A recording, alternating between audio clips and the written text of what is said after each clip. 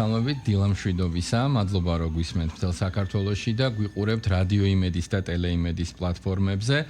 დღეს ოთხშაბათია და ტრადიციულად ამ დროს გვიერთდებიან ჩვენი არაჩვეულებრივი გოგოები, ამჯერად ქეთი ჯანხოთელის დღეა, ასე ვთქვათ და დროა და ძალიან საინტერესო ეპოქა უნდა გავაცოცხლოთ, ვისაუბროთ პირველ არაალკოჰოლურ სასმელებზე, მის წარმოებაზე თბილისსა და საქართველოში, რა დანიშნულება ჰქონდა, რა ფუნქცია ჰქონდა. მე გეტყვით, რომ ამ პროცესის დაკავშირება პირდაპირ ორ სახელს და გვარს უკავშირდება.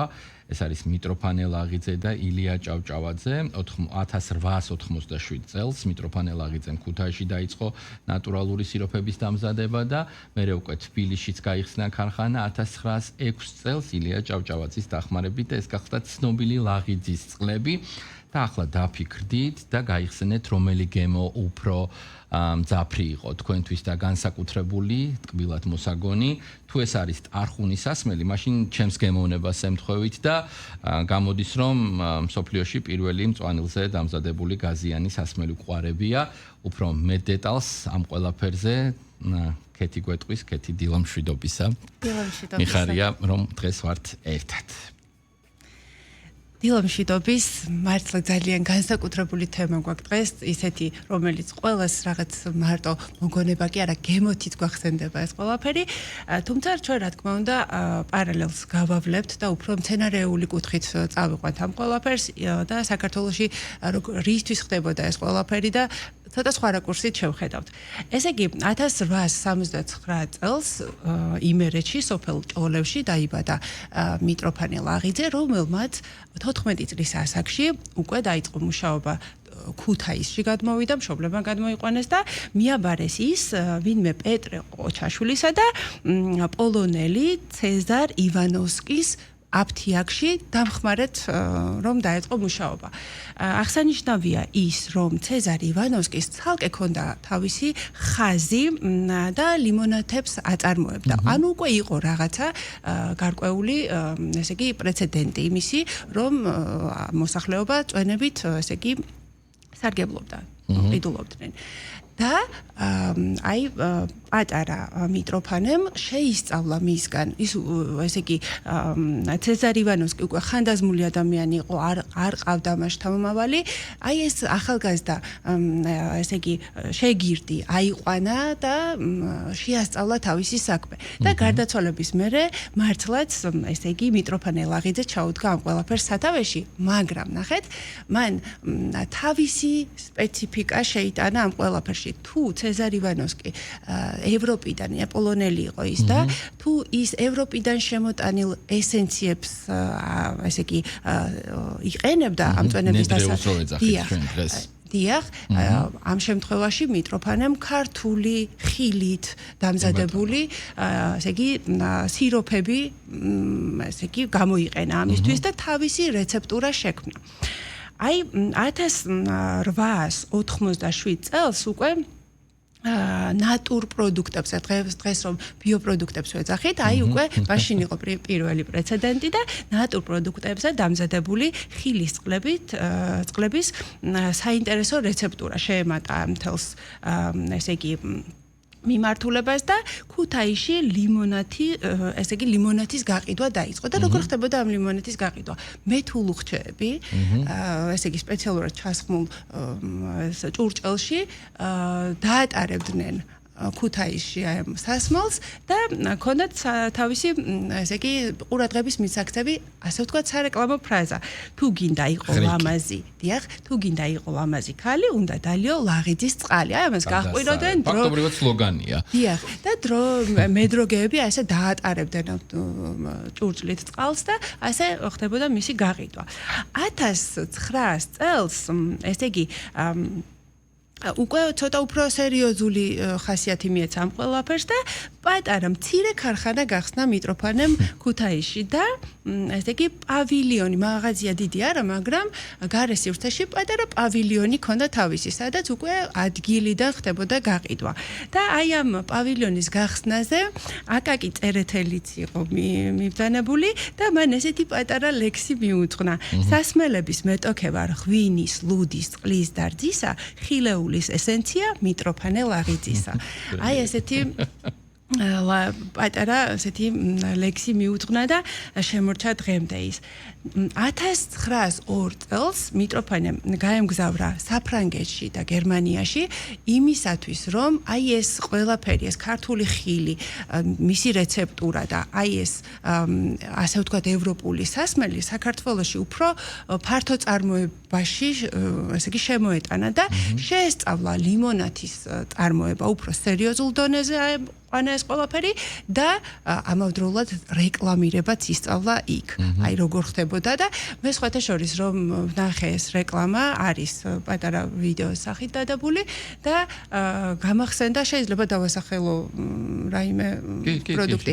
აი კოკაკოლაში რომ არის გახსნის ხმა და ასეთივე გახსნის ხმა აქვს ძველ რეკლამას აი ამ ლაღიძის წყლებისას. ანუ ის ეფექტები, სპეცეფექტები ძველია და ჩვენთანაც აი ესე გამოიყენებოდა. ახალი ველოსიპედი არ გამოუგონია მოკლედ თანამედროვეობაში. ეს არის ისტორია, რომელსაც კარგად ვიყენებთ ხოლმე დღესაც და როგორც ჩანს, კარგად მუშაობს, რაც კარგად მუშაობს, დიახ.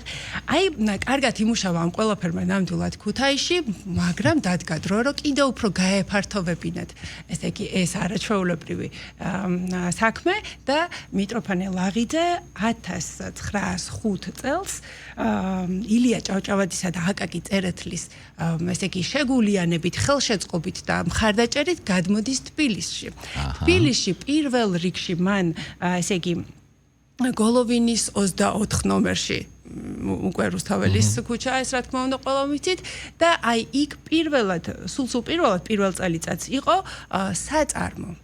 აი 1906 წლიდან უკვე მაღაზია გაიხსნა ამ ადგილზე, მაგრამ მანამდე იყო პატარა მცირე ქარხანა. და აი ესე მოხდა აი ამ ყველაფრის თბილისში გადმოტანა. მე ხლა მინდა პარალელი გავავლო ილია ჭავჭავაძე ვახსენეთ და მინდა პარალელი გავავლო როგორი მხარდაჭერა იყო, როგორც წესი.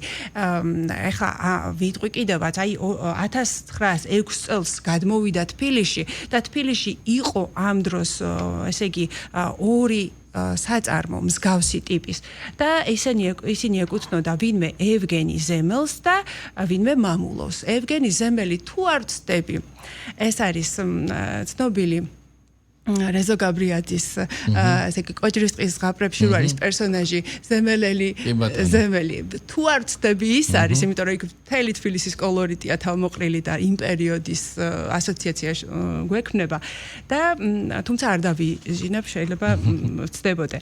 და ნახეთ, აი ეს პიროვნებები 4 წლის მანძილზე უწევდნენ ესე იგი კონკურენციას, მაგრამ საბოლოოდ მოუწიათ დახურვა თავისი ბიზნესის. იმდენად ესე იგი გაშალა ფრთები თბილისში ლაღიძის წყლების წარმოებამ და იმდენად პოპულარული გახდა, რომ სავიზიტო ბარათიც იყო, ხო? დიახ, აი ნამდვილად პირველობა დაიჭირა და სხვები დაიხურნენ. ეხლა ნახოთ ილია ჭავჭავაძის შემთხვევაში როგორ ხდებოდა მათი თანამშრომლობა. ესე იგი ის რომ სულის ჩამდგმელი იყო შეაგულიანა და თბილისში გადმოატანინა ქუთაისიდან ეს ბიზნესი, ეს უკვე როგორ დამოკიდებულებას გულისხმობს. ხო რომ აი არ ეშინოდა იმისი რომ თქვა კონკურენციას გაუწევდა და რატომ თქვი რომ არ ეშინოდა? იმიტომ რომ ილია ჭავჭავაძეს მანამდე თავად ჰქონდა მსგავსი წარმოება და მოდით ახლა ეს ჩავშალოთ ქრონოლოგიურად.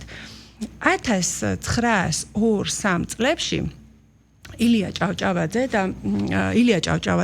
გიგო თოიძე და ალექსი თურქიაშვილი ესე იგი შეამხანაგდნენ და ჩამოაყალიბეს ესეთი ამხანაგობა ანკარა. ესე იგი მოელაპარაკნენ ქალაქის საბჭოს ხმოსან ვინმე ღულაძეს და შეუდგენ საქმიანობას. ესე იგი 7 კაცი აიყვანეს დამხმარე პერსონალი, ასევე გიგო თოიძე ეს იყო ესე იგი ცნობილი მხატვრის ძმა და ესე იგი ის ჩაუდგა ტექნიკურ აი სრულად ამ ყველაფრის გამართულ მუშაობას. ყავდათ ტექნიკური ესე იგი დანადგარების შემკეთებლად აყვანილი ალექსი თურქიაშვილი და ისინი აი ძალიან კარგად შეუდგენ ამ საქმიანობას და ნახეთ რა საწარმოებდნენ. მათი პროდუქცია იყო კონსერვები ატმისა და ბლის, ჩირი ვაშლისა და ესე იგი საპობი ატმის და ასევე სიტრო. ნახეთ, ანუ ჩირი შეიძლება არ ეხებოდეს ამათ კონკურენციაში, მაგრამ ისო სიტროს აწარმოებდნენ და გამაგრილებელ კამპოტებს, ეს უკვე არის რაღაცა ხაზი. და ნახეთ, ესე იგი ისინი შეუდგენ ამ საქმიანობას და არა ეს პროდუქციაც რა თქმა უნდა აი ილიას მზრუნველობა იგრძნობა აქაც ნახეთ როგორ ხდებოდა ილიას თავის საგურამოს მამულში ქონდა ეს აშენებული სახლის პირდაპირ ესე იგი სახლის წინ ეზოში იყო გამართული ეს მცირე ქარხანა თავისი აპარატურა დანადგარებით მექანიკური საპრესის საშუალება იყო წვენის გამოსახდელი ხუფი იყო თუ რაც იყო ყველაფერი იქვე ქონდათ მოწყობილი და ილიას თავის მამულებში გაშენებული ქონდა არაჩვეულებრივი სახეობის ხილი ძირითადად კურკოვანი კულტურები და ეს იქნებოდა ქლიავი, ალუბალი, ბალი და აი ასევე ატამი. აი ატმის და ბლის კამპოტებს აწარმოებდნენ. ძალიან დიდ ყურადღებას აქცევდა ილია, რომ ხილი ყოფილიყო ჯანსაღი საუკეთესო ხარისხის და აი პოპულარიზაციას უკეთებდა დიდს. და რა თქმა უნდა, აქვე მინდა აღვნიშნო, რომ ეს წარმოება იყო სრულიად გამართული. ნახეთ, თუ შეიძლება ამოვიკითხავ. 1902 წელს გაიხსნა ეს საწარმო და დაერქვა ამხანაგობა ანკარა. ეტიკეტი შედგენილი ყოფილა ქართულ, რუსულ ენებზე იმ პერიოდისთვის დამახასიათებელი, ხომ? და ესე იგი ილიას ესე იგი მამულში ხდებოდა თავიდან ბოლომდე ამ პროდუქციის შექმნა. მაგრამ აქ არ დარჩენილა, რა თქმა უნდა, რადგანაც ილიამ დაისახა მიზნად, რომ ხალხისთვის გაკეთებულიყო ეს, არანაირი ფინანსურ მოგებაზე ეს არ იყო გათვლილი, უბრალოდ მაგალითის ჩვენება უნდა მოსახლეობისთვის, გლეხობისთვის, სხვათა შორის თავადაზნაურობისთვისაც, რომელიც იმ პერიოდში უკვე ილიასვე ხელშეწყობით გვერდზე გადადიოდა, მაგრამ ფინანსურად სტაბილურობა ჭირდებოდა მათაც, იმიტომ რომ ვახსენებ ხომ, აი საადგილმამულო ბანკში ქონდათ ვალები აღებული და ილიას ინტერესი იყო, რომ იოლად გადაეხადა ქართულ ადამიანს თავისი სწორი მენეჯმენტი ქონდა დიახ დათო და ესე იგი ესე ქონდა დალაგებული, რომ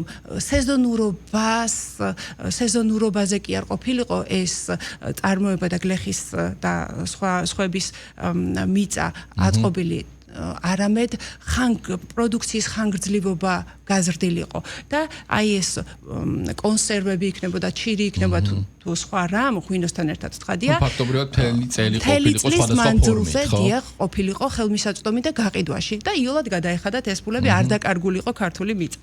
აი როგორი კარგი აქვს, რა ქვია, გათვლა და კეთილგონივრული აზროვნება და ნახეთ, ესე იგი ამოვიკითხავ კიდევ ერთხელ და ნახეთ აი ილიას ეს საწარმო გადის ფართო ასპარეზზე საზღვარგარეთ.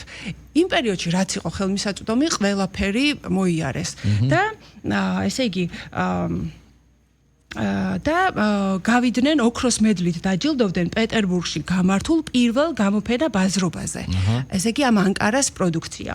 და როდესაც გაყიდე იქ აი ეს ფართო ესე იგი ასპარეზი მოიპოვა ამ ყველაფერმა, სხვადასხვა ცნობილ ოჯახებს მოეწონათ, შემდეგ მიმწოდებლები იყვნენ და ასე შემდეგ, მაგრამ რაღაცა რაოდენობა დარჩა. ჩამოიტანეს და თბილისში მაშინდელი მიხეილის ქუჩაზე, პროსპექტზე და ახლა კი ესე იგი აღმაშენებლის გამზირზე იქირავეს პატარა დუქანი და იქ მოხდა მისი რეალიზაცია. 3 თვეში თურმე სრულად გაიყიდა ეს მთელი დარჩენილი პროდუქცია და მოსახლეობისთვის ეს იყო სიახლე, რაღაცა ისეთი კარგი მაგალითი და აი ასე შეგვიძლია გავიხსენოთ და შევიხსენოთ იმ პერიოდის აი ეს ილიასეული ესე იგი წვენების წარმოება და რა თქმა უნდა დიდი მოგებაზე, როგორც თქვი, არ ყოფილა დიდი გათვლები, მაგრამ ძალიან მნიშვნელოვანი იყო, რომ ესე იგი მოსახლეობაში ეს ყველაფერი გავრცელებულიყო. ილიას ძალიან უნდოდა რომ არა მარტო წარმოებით, არამედ თვითონ ხილის თავად არაჩვეულებრივი მემამულე იყო ადრე გადაცემაში ვისაუბრე, ხო? როგორც ყვარელის, ასევე საგურამოს ესე იგი მამულებში ძალიან კარგი ესე იგი სცენარეები ქონდა, დარგული და მეურნეობა ქონდა გაჩაღებული, მაგრამ ეს ყველაფერი გლეხებისთვისაც უნდა ყოფილიყო ხელმისაწვდომი. ილიას ცხოვრებაში არა, მაგრამ მისი გარდაცვალებიდან მეტნაკლებად მცირე დროში მოხდა აი ესეთი არაჩვეულებრივი წიგნის გამოცემა. ეს არის 1925 წელს წერკუმსის გამომცემლობა და პირველი საოჯახო ბოსტანი. ეს არის ის პირველი წიგნი. ეს არის ქეთის საოჯახო ბიბლიოთეკიდან 101 წლის წიგნია, რომელიც ჩვენურად გამოიყურება თავისი ასაკის კვალობაზე. და აი ასეთი წიგნების გამომცემლობით უკვე საფუძველი ჩაეყარა იმას, რომ მოსახლეობას უკვე არა მარტო ემპირიული, არამედ რაღაც ესეთი მეცნიერული წვდომა ქონოდა ესე იგი მცენარეების მოყვანისთვის. რა თქმა უნდა, ბევრი ბოსტნეული კულტურებია მოყვანილი, მაგრამ არის ასევე საზამთრო და ნესვის კულტურაზე საუბარი, როგორ უნდა მოეყვანათ, როგორ დაეთესათ და სრულფასოვან ესე იგი პროდუქციამდე როგორ უნდა მისულიყო ეს ყველაფერი, რომ მე გარკვეულ წვენებად, ჯირებად და სხვადასხვა ესე იგი პროდუქციად ქცეულიყო. ნახეთ როგორი სურათებითაც არის დასურათებული და ესე იგი არაჩვეულებრივი. ეკრანზეც რო ანახოთ. დიახ. ნახეთ როგორი. აი ესეთი დიახ. და ერთი სიტყვით გაამართლა ილიას აი ამ მიდგომამ, რაღაცებს საფუძველი ჩაეყარა, იქ მოიზიდა ქუთაისიდან მიტროფანე ლაღიძე და ხა დაუბრუნდეთ ისე მიტროფანე ლაღიძეს. მიტროფანე ლაღიძის ერთი განსაკუთრებული, ასე ვთქვათ, ხაზი მინდა რომ გავაგრძელოთ. აქ ინოვაცია ამ გადმოსახედიდან შეგვიძლია ვთქვათ, რომ იყო ის, რომ რაღაცნაირად ეს ქიმიური ეცენციები, რაზეც ჩვენ საუბრობდით, ჩანაცვლდა ნატურალური ხილის მწვანილებით, კენკრით. მიტროფანე ლაღიძემ შექმნა უნიკალური რეცეპტები, რომლებიც მკაცრად იყო გასაიდუმლოებული, ხო? წყალი, რომელიც მოქონდათ სპეციალური წყაროდან, ხოლო ნედნეული საქართველოს სხვადასხვა კუთხიდან. დიახ. და აი მივადექით ამ ჩემს ტარხუნის სასმელს, მსოფლიოში პირველ მწვანილზე დამზადებულ გაზიან სასმელს.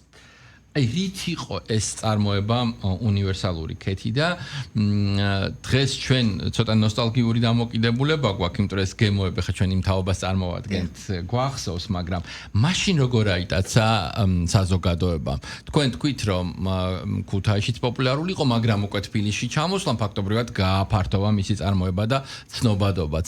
უკვე სარეკლამო, ასე ვთქვათ, მიმართულებაც კი ამუშავდა, ხო? ლექსები იწერებოდა, სლოგანები იქმნებოდა. ის ეპოქა მოკლედ და ეს რაღაცა უნივერსალური ნოუ-ჰაუ, ანუ ინოვაცია, როდესაც ჩანაცვლდა ნატურალური გემოებით ეს წვენები.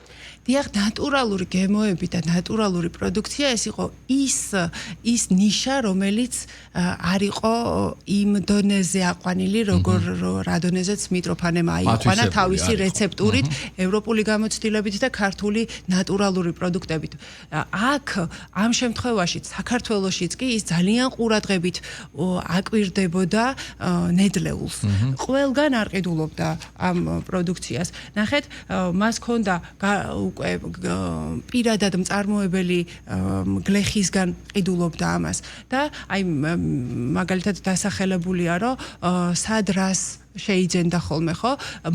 მოცვს და ესე იგი ეს მოცვი არის დასახელებული და ჟოლო, რომელსაც აუცილებლად ბორჯომიდან ჩამოიტანდა, იმიტომ რომ იქაური გემოვნური თვისებები იქაური პროდუქტი განსაკუთრებულ გემოვნურ თვისებებს ესე იგი გამოხატავდა, ვიდრე თქვათ ჩრდილოეთ კავკასიიდან ჩამოტანილი იყო ვაშლი აუცილებლად გორიდან, ატამი, ვარდის არომატიც იყო და სხვა შორის ძალიან ლამაზი ფერი ქონდა, მახსოვს და ესე იგი ვარდი სპეციალურად ესე იგი ნაკრძალიდან იყო ჩამოტანილი და холод მას იყენებდნენ. ხო, და აი ამას განსაკუთრებულ ყურადღებას ანიჭებდა. და ნახეთ, მას ჰქონდა ციტრუსები, ციტრო, ესე იგი, ციტრუსები, ციტრო, ფორთოხლის და მანდარინის და ასევე ლიმინის თვითონ თავად მიტროფანეს საყვარელი გემო იყო ლიმინის არომატი.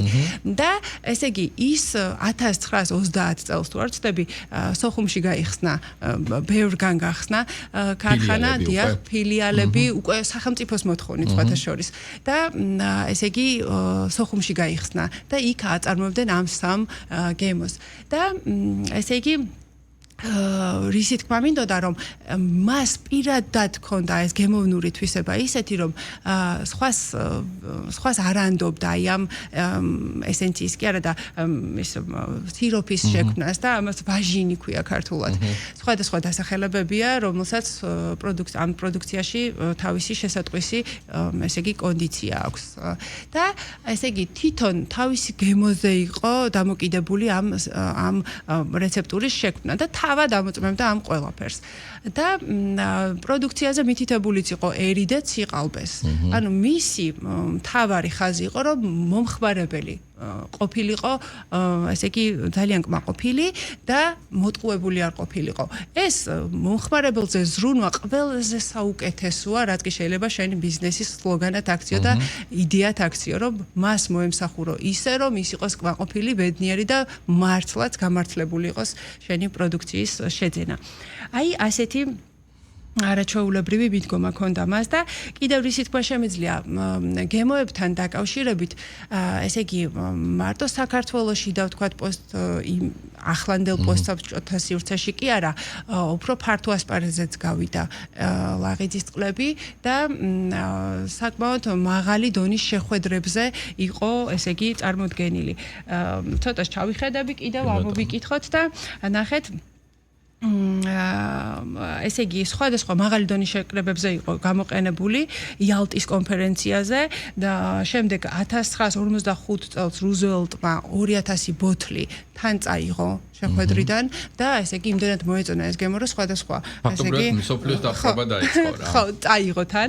შემდეგ ჩერჩილმა 53 წელს ესე იგი დაახასიათა არაჩვეულებრივად ეს ლაღიძის წყლები და ჰარი ტრუმენმა რომელმაც 1000 ბოთლი კოკა-კოლა გამოგზავნა, ასე იგი მაშინდელ საბჭოთა კავშირში რაღაცა პრეზენტის სახით ჩვენებმა გაუგზავნეს ასე იგი ლაღიძის წყლები და არჩევნივართ ნაკლებიო და ეს ფაქტიურად პრაქტიკულად დაამტკიცეს და ძალიან დიდია ესეთი გასაპრანჭი რაღაცა აი ამ დონეზეც კი გასაპრანჭი რაღაცა პროდუქცია იყო რომ თხათხაზე ნაკლები აი ასეთი ამბავი ქონდა. ერთი საკითხი მინდა, არ ვიცი რამდენად გვაძლევს წყაროები ამ ინფორმაციას კიდევ ჩვენს მსმენელს ვუთხრათ ჩემთვის ასევე განსაკუთრებული გემო იყო აი შოკოლადის ნაღების კაკაოს არომატები. ეს არის იმ ეპოქაში თუ მერე ჩნდება უკვე აი იგივე შოკოლადის და ნაღების განსაკუთრებულად რომელიც ნელ-ნელა გაფართოვდა. ნახეთ, ნელ-ნელა გაფართოვდა გემოები, ქართული გემოები იყო თავდაპირველი და შემდეგ ეს ევროპული შოკოლადი და ნაღები იქიდან არის შემოტანილი. ნელ-ნელა არა მარტო გემოები და არამედ თვითონ გაზიანობაც კი რაღაცა ეპოქის ნაწილი იყო. ნახეთ 1934 წელს პირველად მოხდა საქართველოში აი ამ ნახშირორჟანგის წარმოება. პატარა ესე იგი რკინის პატარა ბალონები იყო მე მახსოვს ესეთი დიდი ბოთლებში. ჩემ ბაბუ აბაგრებდა ხოლმე და იმითი კეთდებოდა აი გაზიანობას მატებდა ეს სასმელს და აი იმისი წარმოება და რა თქმა უნდა ეს მიტროფანეს დიდი ჩართულობით მოხდა მისი საქართველოში წარმოება და ის ამ ყველაფერს უკვე თავის სასმელებში იყენებდა და გაზიანი ხდებოდა ნელ-ნელა ესე გაზიანი გახდა ესე იგი ლაღიძის წყალი.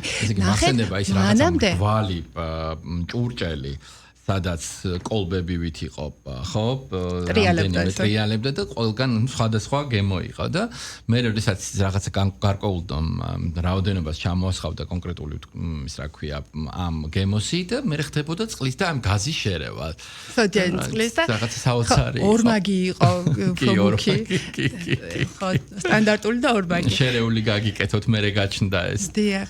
და ესე იგი, მანამდე ამ გაზიანობას სპეციალური ბოთლი ბატებდა და ეს იყო ბაკარას წარმოების საფრანგეთში დამზადებული ბოთლები, რომელიც დღესდღეობით მუზეუმში ინახება, ლაღიძის წყლების მუზეუმში ინახება და ამ ბოთლში რაღაცა სპეციფიური ბოთლია, ჩვეულებრივი სტანდარტულად მწვანე ფერის, მაგრამ თვითონ აი ბოთლის ყელში არის ჩასმული ბურთულა, შუშის ბურთი, რომელიც გადმოსხმისას ტრიალებს და აი ამღვრევს თითქოს შიგნით ბოთლში ამ წყალს და თითქოს გაზიანობას მატებს. აი რაღაცა ესეთი ეფექტი იყო ამ ყველაფრისთვის და ბაკარას მოვკვეთ რომ პიკანტური გემო იყო. კი, ძალიან გემრიელი იყო ნამდვილად. და აი ასეთი აი გაზიც ნელ-ნელა შემოემატა ის გემოებიც რაც თქვენ თქვით ნელ-ნელა შემოვიდა რა თქმა უნდა ყოველი მათი სადაც საქართველოში უყურებდა და ესეთი სხვა თვალით უყურებდა პროდუქციას რომ საუკეთესო ყოფილიყო მის პროდუქციაში ესე იგი გამოყენებული იქ სხვა ქვეყნებისკენაც ეჭირა თვალი რომ რამე ინოვაცია არ გამორჩენოდა და საქართველოს ეს ყველაფერი ქონოდა და ნამდვილად გამოვიდა ეს ყველაფერი ნებისმიერი ესე იგი ტექნიკური მიღწევა აისახა ამ პროდუქციაზე და სულ რომ რა თქმა უნდა ეს წვენები გახდა იმის საფუძველი რომ ლაღიძეს მიტროფანე ლაღიძეს საკმაოდ შეძლებული ადამიანი გახდა იმ პერიოდისთვის და ნახეთ ილიასი არ იყოს ისიც ძალიან ესე იგი საქართველოსთვის ძალიან მოწადინებული ადამიანი იყო და რა თქმა უნდა ეს საბჭოთა კავშირს არ მოწონდა 1921 წელს დაუწვეს კიდევაც ეს ქარხანა 6 წლის მანძილზე სარდაფში გადაიტანა და თავად ესე იგი უზრუნველყო ამ ყველაფრის შენარჩუნება და მაინც შეინარჩუნეს ხაზი საბოლოოდ და ესეა მითითებულიცით პაოლო იაშვილის მოგონებებში რომ მიტროფანეო მახსოვს მიტროფანე როგორ აუჩქარებლად დინჯად მოუყვებოდა გოლოვინის პროსპექტს როცა გაიგო რომ მისი ქარხანა იწვოდა თითქოს არც ცდილობდაო რომ ჩაეკრო იმიტომ რომ მიხვდა ეს არ იყო უბრალოდ ხანძარი ეს იყო რაღაცა ნაბიჯი დაშინების მცდელობა და აი მიხვდა რომ რაღაცა უნდა შეემუშავებინა ახალი გეგმა და შემდეგ რა თქმა უნდა ჩვენ ვახსენეთ რომ მაღალი დონის შეხვედრებზე იყო ეს სასმელი და ეს უკვე იმის ნიშანია რომ მიტროფანემ ახალი საქართველოსთვის ახალი სტრატეგია შეიმუშავა და ლაღიძის წლები გახდა ბრენდი მოკლედ და დღეს ჩვენ გვამოგზაურე ამ საოცარ პერიოდში ეპოქალურ ადამიანებთან კავშირი დავინახეთ და კიდევ ერთხელ მივხვდით როგორ შეიძლება დროს გაუსწრო. და რაც მთავარია ქართული ხილი, ქართული პროდუქცია, ელემენტარულად ტარხუნა ახსენეთ და ეს ტარხუნი ელემენტარული ესე იგი რაღაცა პატარა დეტალები მსოფლიო დონეზე, მსოფლიო ასპარეზზე იკავებდეს აი პირველ ადგილს და ვახსენე კიდევაც ოქროს მედლით დაჯილდოვებული, რამოდენიმეჯერ მოხდა ილიას შემთხვევაშიც და მიტროფანე ლაღიძის შემთხვევაშიც მედლებით დაჯილდოვება და აი ისინი ფართო ასპარეზზე გადიოდნენ და ამ ქართულ პროდუქციას დიდ გასახანს, დიდ ასპარეზს აძლევდა და ამისთვის ძალიან დიდი მადლობელი ვარ პირადად მე მათი ესე იგი მადლობა გიხდი შენ რომ მოგვეცი შესაძლებლობა დროში მოგზაურობის ქეთი ჯანხოთელი საუბრობდა პირდაპირ ეთერში მე ქეთის ვთხოვ რომ ეს ყველაფერი დაწეროს და რაღაცნაირად მოგვაწოდოს მე უკვე ან წიგნის სახით ან ეხა სოციალური მედია ძალიან პოპულარულია და იქ შემორჩეს მეხსიერებას ძალიან მნიშვნელოვანია ვიცოდეთ რა წარსულიდან მოვდივართ და როგორი განსაკუთრებულია ეს ჩვენთვის მადლობა დროებით აგემშვიდობებით თქვენს და მადლობას გიხდით დათმობილი დროისთვის